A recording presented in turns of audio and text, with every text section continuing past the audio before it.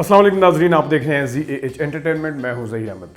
आज हम दूसरी वो फिल्म इंडिया की, पाकिस्तान की वो फिल्म जो इंडिया ने कॉपी की, जो हम 5 फिल्में आपको बताएंगे कि जो इंडिया ने पाकिस्तान की कॉपी की वो कैसी थी और जो पाकिस्तान ने इंडिया की कॉपी की वो कैसी थी, जो इस सिलसिले की दूसरी फिल्म है। फिल्मों पर जाने से पहले अगर आपने अभी तक ZAH एंटरटेनमेंट को सब्सक्राइब नहीं किया तो प्लीज़ सब्सक्राइब कर लें। तो नाजरीन, आज की फिल्म है, आपको पीछे पोस्टर में नज़र आ रही होगी, आईना फिल्म। नदीम साहब की, पाकिस्तान की उन ब्लॉकबस्टर फिल्मों में से हैं जिन्होंने बहुत ज़्यादा बिजनेस किया, जैसे मौला जट है, आईना है, इसी तरह और फिल्में।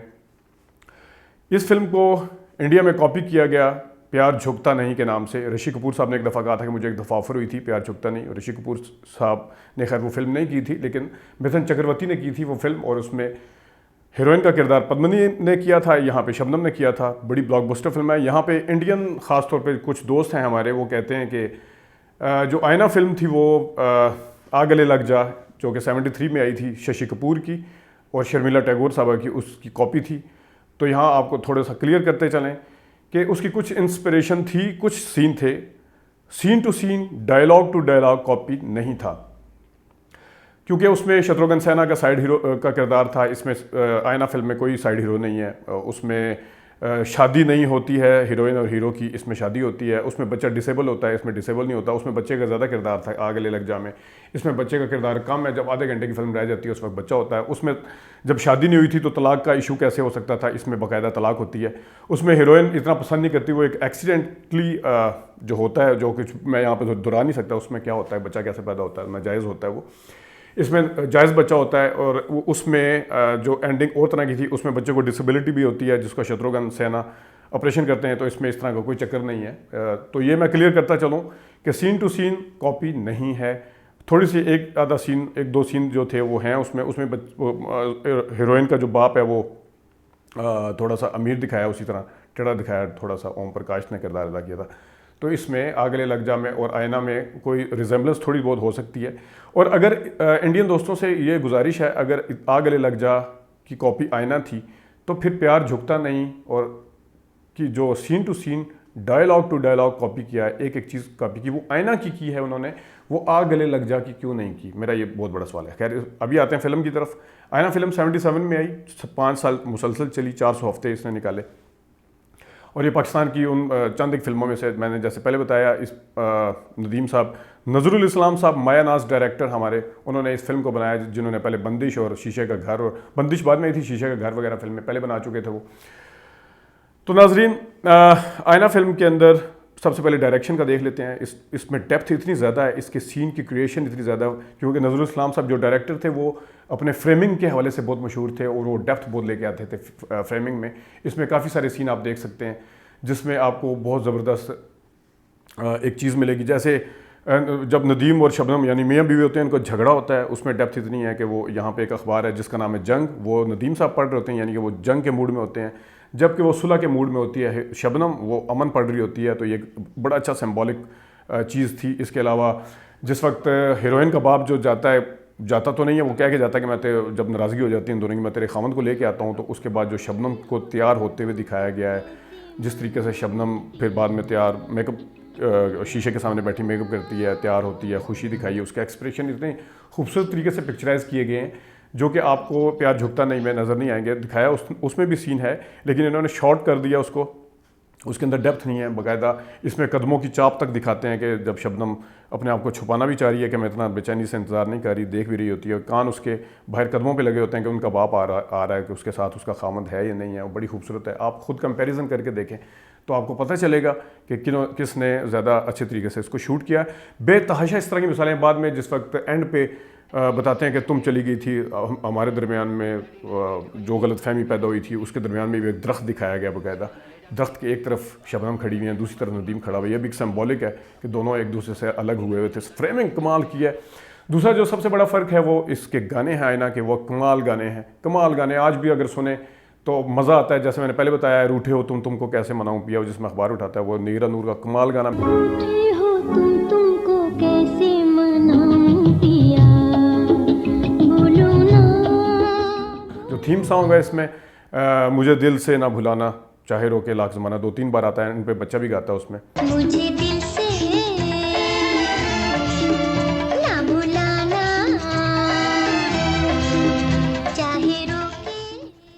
उसका जो शूट किया गया उसको भी बड़े अच्छे तरीके से किया गया। बच्चे को माँ के साथ दिखाया, जो उसमें भी बड़ी डेप्थ है जब वो उसको कन्विंस करता है या अपने उसको माँ कहता है, और उसकी जो दोनों की अदाकारी भी देखने से ताल्लुक़ रखती है। फिर एक और गाना इसमें है, वादा करो साजना छू के मुझे तुम अभी जीवन की इस राह में, वो बहुत कमाल गाना है। वादा करो साजना छू के मुझे तुम अभी। नदीम साहब का गाना है, कभी मैं सोचता हूँ कुछ ना कुछ कहूँ, कभी सोचता हूँ, मेहदी हसन ने गाया वो। कुछ ना कुछ कहूँ फिर ये सोचता हूँ क्यों ना चुप रहूँ। गाने अपनी मिसाल आप हैं, आज भी सुने जाते हैं इसके, आईना फिल्म के गाने। और इसके बाद आ जाते हैं जनाब एक्टिंग की डिपार्टमेंट के ऊपर। नदीम का किरदार मिथुन चक्रवर्ती ने अदा किया और शबनम का किरदार पद्मिनी जी ने अदा किया वहाँ पे। अब जिस तरह डायरेक्शन और एक्टिंग, क्योंकि दोनों एक दूसरे से ये जुड़ी हुई चीज़ें होती हैं, डायरेक्टर किस तरीके से सीन को क्रिएट करता है। अब जब दो एक जैसी फिल्में, अगर प्यार झुकता नहीं आप वैसे देखते, आईना ना बनी होती शायद आपको अच्छी भी लगती, लेकिन आप अगर पहले आईना देखें उसके बाद प्यार झुकता नहीं देखें तो बिल्कुल ऐसे महसूस होगा जैसे गाड़ी जो आपकी मोटरवे से चलती चलती आम कच्चे रोड पे चढ़ गई है। जब आप प्यार झुकता नहीं देखेंगे तो आप कहेंगे यार ये क्या हो रहा है। जैसे पिछली फिल्म में मैंने बताया था नौकर बोटीदा में, इसमें आप नदीम को बड़ा खुददार दिखाया गया। नदीम ने उसके अंदर जो जानदार अदाकारी की, बाकायदा एक शरीफ आदमी होता है, और उनकी आवाज़ का, उनकी डायलॉग डिलीवरी और वॉइस मॉड्यूलेशन अपनी मिसाल आप हैं नदीम साहब की। मिथुन चक्रवर्ती क्योंकि एक्शन फिल्में और डिस्को वाली फिल्में ज़्यादा कर रहे थे उस वक्त, करते करते आए हैं, उनका एक इमेज था, वो उस इमेज से निकल नहीं सके और इसी वजह से लड़ाई मारकुटाई के एक्स्ट्रा सीन इसमें डाले गए हैं प्यार झुकता नहीं में, ताकि मिथुन की जो एक इमेज है उसको बरकरार रखा जाए। तो वो एक कह लें कि एक ज़बरदस्ती के बीच में भर्ती के सीन है, क्योंकि स्टोरी के लिहाज से उसको डालने की ज़रूरत नहीं थी। बाकी सीन उसी तरह है। तुमने आने में बहुत देर कर दी, वो तुमसे तलाक लेने की सोच रही है। रेहान ने जो किरदार अदा किया है इसमें, डैनी, रेहान ने बाप का किरदार अदा किया है। रेहान की जो बदमाशी है और उसका चलने का स्टाइल, मूछें और उसकी आंखों का रोब, वो तो एक ज़बरदस्त बंदा लगता है, बाकायदा देखने वालों को गुस्सा आता है उसके ऊपर। डैनी जी ने कंसीव ऐसे किया, डैनी बड़े अच्छा था, गाना गनीमत मेरी उनकी फेवरेट फिल्म है, लेकिन इसमें रोल को ऐसे तरीके से कंसीव किया, देखने वाला ज़रूर परेशान रहता है कि शायद बाप के अंदर बेटी के को लेके या दामाद को लेके वो थोड़ी सी हमदर्दी पाई जाती है, वो थोड़ा सा दबा रहे हैं, खुल के अदाकारी नहीं, जानदार अदाकारी जिसे कहते हैं वो नहीं की इसमें। वो तुमसे तलाक लेना चाहती है। इसमें अगर आप सीन देखें, नदीम अपने ससुर, होने वाले ससुर के पास जब पहली दफ़ा जाते हैं तो उनकी अदाकारी कैसी है, उनके डायलॉग कैसे हैं, और फिर जब उधर डैनी के सामने मिथुन साहब आते हैं उनके कैसे हैं, उनका वो मैंने बताया वो इस तरह गिरबान खुला हुआ ऊपर से, तो वो बाकायदा एक वो उसमें शरीफ उस तरह की लुक नहीं है। इसमें नदीम को शरीफ दिखाया लेकिन अंदर से खुददार दिखाया गया है। होटल के मैनेजर होते हैं, फ़र्क ये डाला है इसमें इन्होंने, एक प्रेस रिपोर्टर डाले जो कि फोटोग्राफर भी है मिथुन चक्रवर्ती, थोड़ा सा फ़र्क डाला है इन्होंने। बाकी डायलॉग आप देखें तो सेम टू सेम उसी तरह है, लेकिन उनकी अदायगी, उनको पिक्चराइजेशन के हवाले से देखा जाए, बेशक वो शबनम और नदीम के आपस के डायलॉग हैं जिस वक्त शादी के लिए चल रहा होता है, वो हदायतकार ने, मैं फिर कहूँगा, इतने खूबसूरत तरीके से पिक्चराइज किया है। वो कहते तुम्हारा बाप नहीं मान रहा, वो फिर वो बाप के पास जाती है, वो ये जो खूबसूरती दिखाई गई है, फिर वो नदीम के पास आगे बताती है, वो कहती तुम्हें शादी की क्यों जल्दी है, कहते मैं तो नहीं करना चाहती। वो एक थोड़ा नोक झोंक भी दिखाई है बीच में। लेकिन नदीम और रेहान का आमना सामना, फिर नदीम के शबनम के साथ सीन जो हैं, फिर शबनम के अपनी माँ और बाप के सामने जो सीन हैं वो ज़बरदस्त हैं। पद्मिनी और शबनम की अदाकारी के हवाले से देखा जाए, हालांकि शबनम जो थी वो उर्दू अदाकारानी थी, यानी कि उन्होंने एक्वायर की हुई थी, वो रोमन में उर्दू लिखे फिर डायलॉग बोलती थी, वो बांग्लादेश से उनका ताल्लुक था, लेकिन उन्होंने इतनी जानदार और बेसाख्तगी के साथ अदाकारी की है। फिर वो माँ की लुक ख़ास तौर पे जो माँ बनने के बाद उनका है अदाकारी है, वो भी अपनी मिसाल आप, और बच्चे के साथ जो इनका इंट्रैक्शन है वो भी अपनी मिसाल आप है।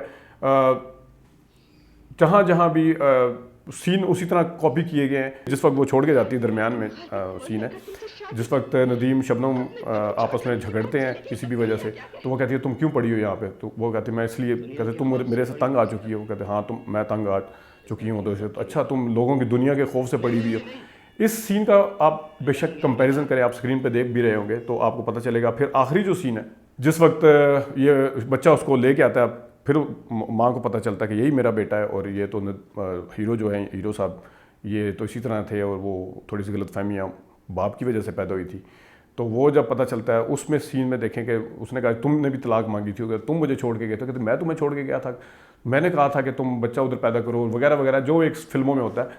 तो इस सीन का भी आप कंपैरिजन करें। और इसी तरह डैनी साहब, और वो डैनी साहब भी वॉल क्लॉक, वो एक घड़ियाल सा लगा होता है उसके आगे बैठे होते हैं। प्रीति वहीं लौट आई है जहां से चली थी। रेहान साहब भी घड़ियाल के आगे बैठते हैं जाके। ईटा वहीं लौट आई है जहां से चली थी। ये वो सीन है, इनका कंपैरिजन करें, इनके डायलॉग देखें और इनके अंदर डेप्थ देखें, दोनों का मुआवजा करें। अदाकारी के डिपार्टमेंट में, म्यूजिक के डिपार्टमेंट में और डायरेक्शन में आईना कहीं ज़्यादा आगे है, कोई मैच ही नहीं है। हाँ, इसमें थोड़ा सा एक चीज़ मैं वैसे यहाँ पे बताऊँ, 77 की फिल्म में आईना पाकिस्तान के अंदर थोड़ा सा, उस पर फैमिली भी फिल्में देखने जाती थी, लेकिन एक दो सीन से मुझे भी एतराज़ था कि इन्होंने ज़रा ज़्यादा कर दिया है। तो वो फैमिली के साथ बैठ के देखना या बच्चों के साथ देखना थोड़ा सा ऑकवर्ड है। जबकि प्यार झुकता नहीं में थोड़ा सा क्रेडिट दिया जाना चाहिए। ये क्रेडिट ज़रूर जाता है कि उन्होंने 83 में भी इस चीज़ का ख्याल रखा है। थोड़ा सा उसको आप फैमिली बासानी एज बामुकाबला इसके देख सकते हैं। दूसरा एक जो सबसे बड़ा इंपॉर्टेंट इशू है आईना के ज़्यादा चलने में, शायद एक वजह यह भी थी कि पहली दफ़ा पर्दा स्क्रीन पे किसी बाप को देखा गया कि वो बेटी से थप्पड़ खाता है मुंह पे।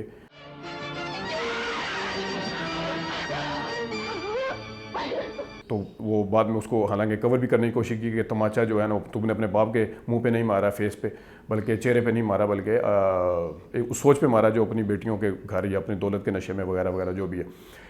इसमें गिरबान ज़रूर पकड़ दिया, प्यार झुकता नहीं में, लेकिन थप्पड़ नहीं मारा गया, जो कि मेरे ख्याल में बहुत अच्छी चीज़ थी। डैड, क्यों मुझसे झूठ बोले डैड? मेरी जिंदगी से इतना बड़ा खेल क्यों खेले डैड? क्यों? अखलाकी इक़दार का ख्याल रखना चाहिए, वैल्यूज़ जो है हमारी उसका ख्याल रखना चाहिए। जितना मर्जी बाप बुरा हो, मेरा नहीं ख्याल कि कभी कोई देखा होगा कि जो बेटी है या औलाद है या बेटा है वो अपने बाप के मुँह फेस के ऊपर, चेहरे के ऊपर थप्पड़ की बारिश कर दे। लेकिन इसमें प्यार झुकता नहीं में इसको थोड़ा क्रेडिट दिया जाना चाहिए। अदरवाइज़ आईना का और प्यार झुकता नहीं का बिल्कुल भी कोई मुकाबला नहीं है। मुझे अगर आप लोग कोस रहे होंगे कि यह क्या किया गया, आपने मिथुन और नदीम का जाके मुआवजा करना शुरू कर दिया, मैंने इस फिल्म का मुआवजा किया है। इस फिल्म को क्योंकि कॉपी किया गया था वहाँ पे डायलॉग टू डायलॉग, और ये कोई आगले लग जा की कॉपी नहीं है। अगर इतनी होती तो इंडिया वाले खुद पहले उसको कॉपी करते। इसमें भी प्यार झुकता नहीं में शत्रुघ्न सिन्हा का किरदार होता है, इसमें भी बच्चा डिसेबल होता, इसमें भी उनकी शादी ना होती, जबकि शादी होती है, इसमें भी तलाक वाला चक्कर ना होता, इसमें भी सारा कुछ ना होता। तो मैं ये गलतफहमी दूर कर देना चाहता हूँ कि वो उसकी कॉपी नहीं बल्कि आईना की कॉपी है, बिल्कुल scene to scene, dialogue to dialogue, लेकिन फ़र्क डायरेक्शन से लेके गानों तक, म्यूज़िक तक आपको खुद महसूस होगा। नाजरीन, आज के लिए इतना ही, इजाज़त दीजिए, अगली फिल्म के साथ हाजिर होंगे। अल्लाह हाफिज़।